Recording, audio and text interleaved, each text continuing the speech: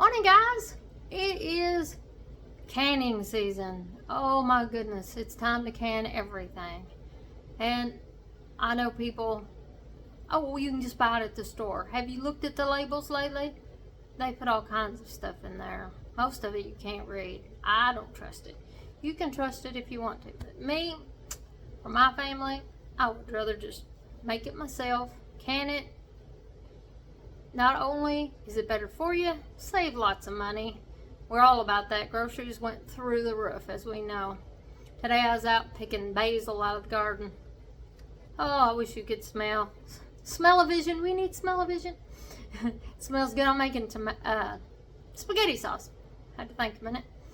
Making spaghetti sauce today. Usually I use one that has green peppers in it and stuff, and green peppers and me just don't get along very well, so I'm trying a different one this year.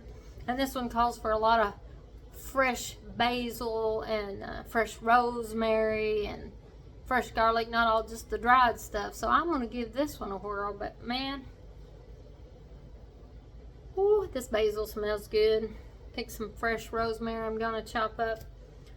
Took me 2 crock pots of tomatoes to get, I don't know, maybe half gallon of tomato sauce. I like to cook mine down. I usually just core my tomatoes and just chop them, peels on and all, as long as they're washed good. Throw them in my crock pot and let them cook 24 hours. And then put them all in one crock pot, because they usually cook down that much. And then let them sit on the next 24 hours on low. And then you just have a big crock pot of nice cooked tomatoes. And then I take them and run them through a food mill, get all the peels and seeds out, and it comes up and it's a beautiful red sauce. Beautiful, beautiful. Here, I'll let you see my red sauce. I got it covered. It is a beautiful sauce. Thick and nice. So I'm getting ready to add some ingredients to make a beautiful spaghetti sauce. And then, of course, it's tomatoes, so the acid is high. So that means, of course, I can water bath can it. So about 30 minutes if I don't put any meat in it. Now, if you put meat in it, of course, that's a whole different ballgame. This is just sauce. And this recipe just calls for some garlic, some onions, oregano, rosemary, basil, and some salt. So it's not bad. I'll let you know how good it is later. But it says for this is I don't even know how many quarts this is. It's a nice size pan. Mine just says 3/4 full stock pot. So, or actually for this pot, because I write recipes down, change them, write them down, change them, tweak them a little bit. So actually this tells it's for my pan. And I would say it's probably half gallon. Then we've got like 3 cloves of garlic we're going to put in it. Now, my oregano outside isn't doing real well, so I'm going to have to do a couple teaspoons of this dried oregano. I'm going to do about 1/8 to 1/4 cup of fresh chopped rosemary. And we're going to do 1/2 cup of the fresh chopped basil.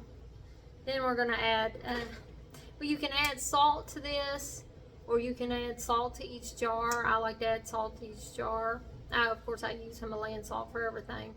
So I'll probably just add, I use 1.5 jars. So I'll probably use a teaspoon in each one. Then I know it's salted good. I'll probably bring this up to a boil for about 20 minutes, just so it cooks just a little bit, just to merge oh my lands, I'm having trouble.